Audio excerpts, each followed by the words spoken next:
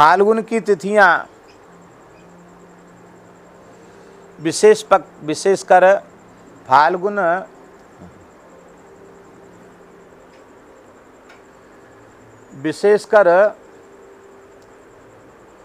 फाल्गुन शुक्ल पक्ष की तिथियां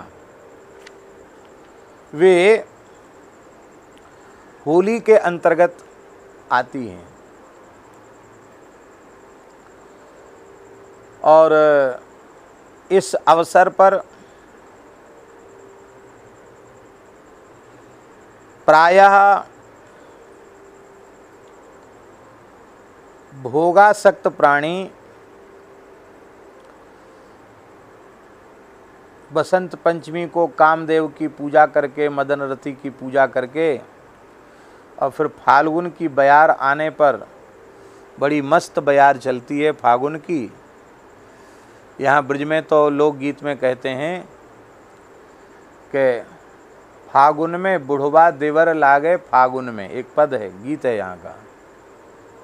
फागुन में बुढ़वा देवर लागे, फाल्गुन महीना आ गया तो बूढ़ा भी जो है देवर हो गया। हमारे महाराज जी कहते कि फागुन आ गयो और छोटे से बालक ने कही, दादी ए छोरा कहाँ कह रहो है? अरे फागुन फागुन तो भाभी कह दे। ये ब्रज की संस्कृति है। हमारे कहने का आशय ये है कि जिस महीने में विषयी लोग फागुन के रंग में रंग करके मतवाले होते हैं, विषयासक्त हो जाते हैं, उस अवसर पर गोस्वामी तुलसीदास जी महाराज परम सावधान होकर के, निर्विषय होकर के, प्रेम के रंग में, भक्ति के रंग में सरावर होकर साधक को अपने जीवन की परम उच्चतम अवस्था को प्राप्त करके धन्याति धन्य हो जाना चाहिए, ये बात कह रहे हैं। इसलिए फाल्गुन शुक्ल प्रतिपदा से पूर्णिमा तक की बात गोस्वामी जी ने इसमें कही है। फाल्गुन के आगमन पर ऐसी भगवत संबंधी होली खेलो, ऐसी फाग खेलो कि तुम्हारा जीवन कृतार्थ हो जाए, तुम कृतकृत्य हो जाओ। और वो होली कैसे खेलने का सौभाग्य हमें मिलेगा, ये जीवन की जो 15 तिथियां हैं, इनके महत्व को हम ठीक से समझ लें, इनके महत्व को अच्छी प्रकार से हम जान लें। देखिए, फाल्गुन की बात तो गोस्वामी जी इसलिए कह रहे हैं क्योंकि विषयी पुरुष इसमें भोगासक्त, कामासक्त होते हैं। तो जब इन तिथियों को हम सुधार लेंगे तो पूरे जीवन की तिथियां सुधर जाएंगी, क्योंकि चाहे कृष्ण पक्ष हो अथवा शुक्ल पक्ष हो, तिथि तो प्रतिपदा से पूर्णिमा तक और प्रतिपदा से अमावास्या तक, तिथि तो 15 ही हैं। तो ये हमारे जीवन की सभी तिथियां धन्य हो जाएंगी। ब्रज में और भारत के अन्य क्षेत्रों में भी, बुंदेलखंड क्षेत्र में भी गिलारे की फाग होती है, गिलारे की, कीच की।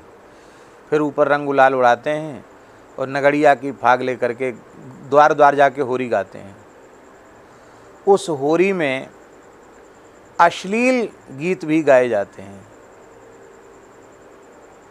घोरी के अश्लील गीत, और उन अश्लील गीतों, स्त्रियों का नाम ले लेकर के और अश्लील शब्दों का प्रयोग करते हैं।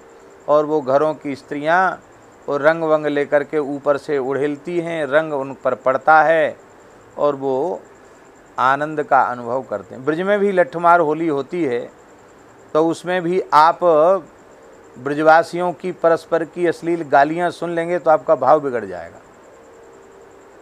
ऐसी गालियां परस्पर देते हैं स्त्री पुरुष। हमारे कहने का आशय ये है कि यह 15 दिन जो हैं होली के, विशेषकर ये मन के जितने गुभार विकार हैं उनको निकाल देने के लिए ये बनाए गए हैं। इसीलिए साल भर मन को ठीक रखो, कोई बात आ गई है तो 15 दिन में निकाल के बाहर कर दो। साल भर गाली मत दो, गाली कुछ देना है तो प्रेम से गाली दे लो, तुम 15 दिन में होली के अवसर पर गाली दे लो। इस तरह की भी बात लोग कहते हैं। जो समय सबसे विकृत हमारे जीवन में आता है, वर्ष में आता है, वो समय यदि हमारा परिष्कृत हो गया तो हमारा शेष जीवन का समय भी परिष्कृत हो जाएगा।